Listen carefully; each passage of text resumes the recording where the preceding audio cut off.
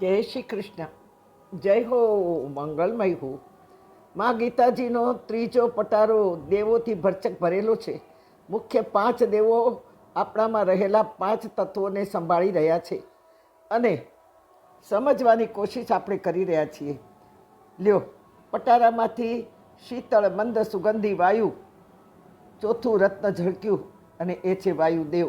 વાયુ રત્ન બહુ મુશ્કેલ છે આ દેવને સંભાળવા, રાજી રાખવા, શાંત કરવા બહુ જ અઘરા છે. વાયુદેવ જો વળી રૂઠે તો અગ્નિદેવ, જલદેવ બધા જ એના સંગમાં જોડાઈને ઉલ્કાપાત મચાવે. જો વાયુદેવ ખુશ થાય અને પવનચક્કીમાં ફરે તો ખેતરોના હરાભરા પાકને લહેરાવા માંડે, પૃથ્વીને ગંધવતી કરી દે.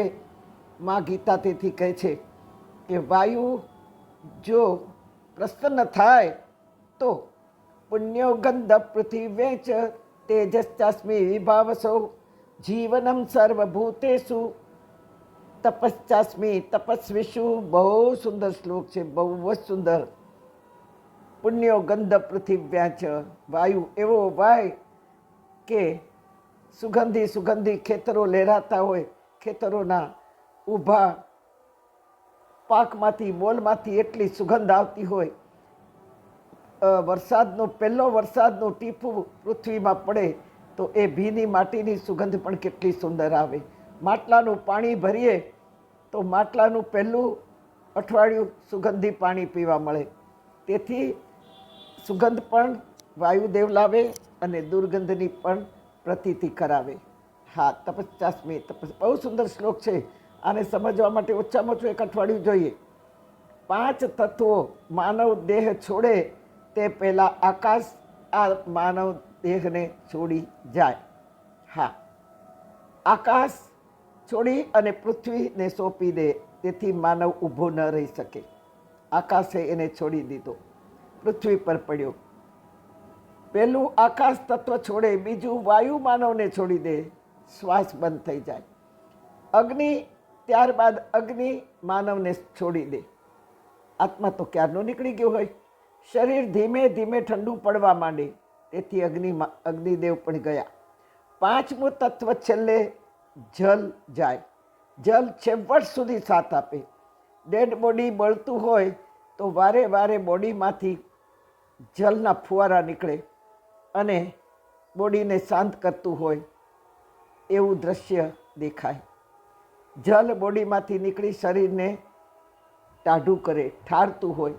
છેલ્લે જલ જાય, શરીરનો સાથ જલ છોડી દે. તેથી જ શિવ જલ તત્વ છે અને સ્મશાનમાં રહે છે. માનવને શાંત કરવા શિવ સ્મશાનમાં છે. હવે આ વાયુદેવની જેમ મા ભવાની, તેથી કૃપા, કરુણા, શક્તિ, તૃષા, તરસ, શાંતિ કોણ આપે? કોણ આપે? માં જ આપે.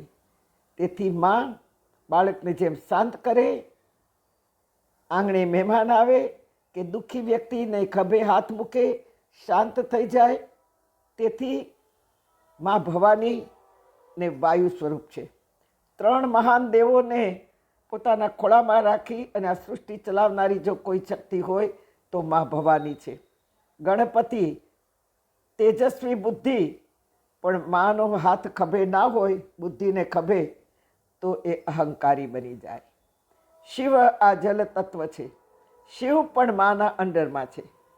જલને પણ શાંત કરવો હોય તો કૃપા હોય માની તો જ શાંત પડી જાય જલ. જેમ અમેરિકામાં રહેતી દીકરી ભારતમાં રહેતી માને આશ્વાસન આપે, સલાહ આપે, દવા લેજે, પૌષ્ટિક ખાજે, હું ડિસેમ્બરમાં વેકેશનમાં આવું છું. આ વાયુ આશ્વાસન લઈને આવ્યું. વાયુ ઉત્સાહ અપાવે, વાયુ પ્રોત્સાહન આપે. 4 પ્રભાવી દેવોને મા ભવાની નિયંત્રણમાં રાખે. હા, ગણપતિ પ્રજ્ઞા પ્રખર છે, બુદ્ધિશાળી છે, પણ માનો પ્રેમ, કૃપા, કરુણાની જરૂર પડવાની જ. શિવની કૃપા પામવા મા ભવાનીની કરુણાની જરૂર પડે. સર્વના તાપમાં માના ખોળો જ સંભાળી અને આપે. સૂર્યને શાંત કોઈ કરે તો મા ભવાની જ કરે. હરિ વિષ્ણુ સુધી પહોંચવા ભાવ ભક્તિ સાધનાની શક્તિ મા ભવાની જ આપે. મા ભવાની વાયુ સ્વરૂપ છે.